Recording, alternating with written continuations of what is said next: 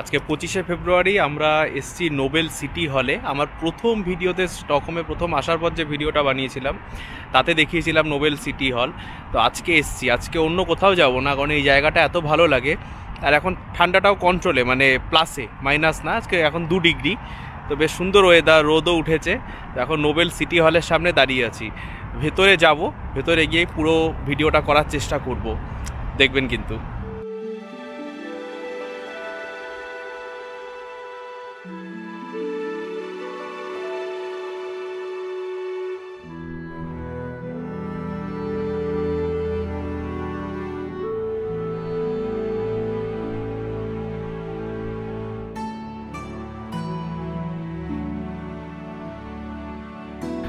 আমরা এখন ঢুকছি নোবেল সিটি হলের ভেতরে।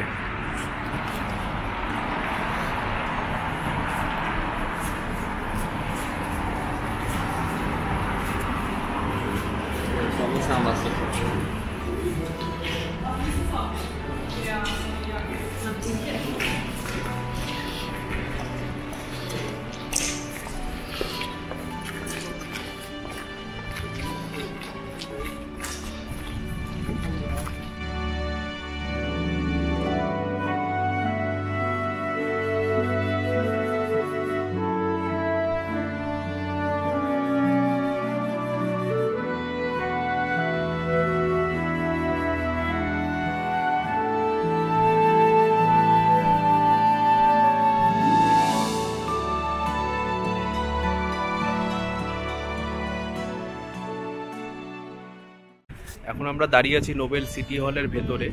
এখানের সঙ্গে কিন্তু নোবেল প্রাইজের কোনো সম্বন্ধ নেই। নোবেল প্রাইজ দেওয়া হয় সুইডেনের আরেকটা হল আছে, সেখানে নোবেল প্রাইজ দেওয়ার পরে এখানে সবাই সমবেত হন। আর এই গোটা হলটা হচ্ছে 50 মিটার লম্বা, আচ্ছা 30 মিটার চওড়া আর 22 মিটার উঁচু, বিশাল বড় জায়গা।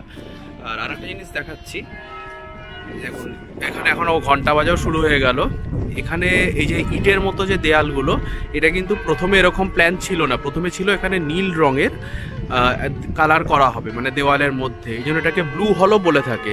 কিন্তু এটা করার পরে, তৈরি করার পরে এই আর্কিটেকচারটা এতটাই ভালো লেগে যায় যে তারপরে আর ওইটাকে ব্লু রং করা হয়নি, এইভাবেই রেখে দেওয়া হয়েছে। অসাধারণ জায়গা। যারা যারা নোবেল প্রাইজ পেয়েছেন তারা সবাই এখানে এসেছেন আইদার লাঞ্চ বা ডিনার করতে। সেই ইনফরমেশনটা আমি অ্যাকচুয়ালি পাইনি কোথাও। আর ভেতরে আজকে বন্ধ, টিকিট কেটে যে ঢুকে ইনফরমেশনগুলো দেখবো সেটারও কোনো চান্স পেলাম না। এই সিটি হলটা 1911 থেকে 1923-এর মধ্যে তৈরি হয়েছিল। আর এর আর্কিটেক্টের নাম ছিল র্যাগনার অস্টাবেরি।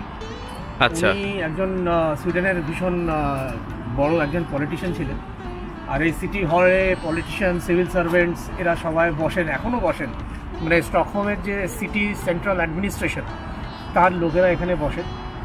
আর এখানে দুটো খুব ফেমাস ব্যাঙ্কোয়েট হল আছে, একটার নাম হচ্ছে ব্লু হল আর একটা হচ্ছে গোল্ডেন হল। রাইট। আর কাউন্সিল চেম্বার, মানে আমরা যেটাকে বলি মিউনিসিপ্যালিটির যে হেড, সেই কাউন্সিল চেম্বার্সের কোয়ার্টার্স আর তার অফিসও এই সিটি হলের মধ্যেই আছে। ওকে।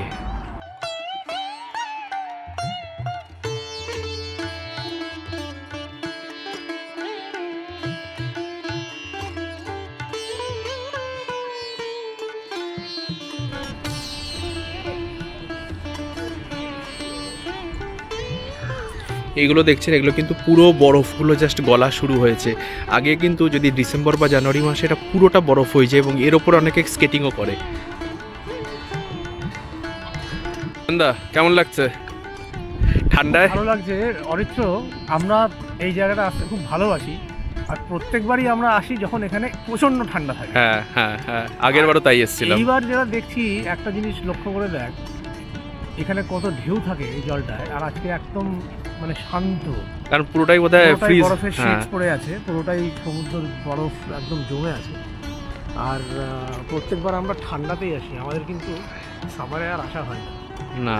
এবার সামারে আসবো। হ্যাঁ, কিন্তু আজকে কিন্তু অদ্ভুত, মানে একটা অদ্ভুত শান্ত একদম। না, আজকে একদম অন্যরকম লাগছে জায়গাটা।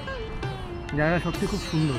হ্যাঁ, সিটি হলটা বাইরে থেকে কীরকম দেখতেও একবার আমি দেখিয়ে দিচ্ছি।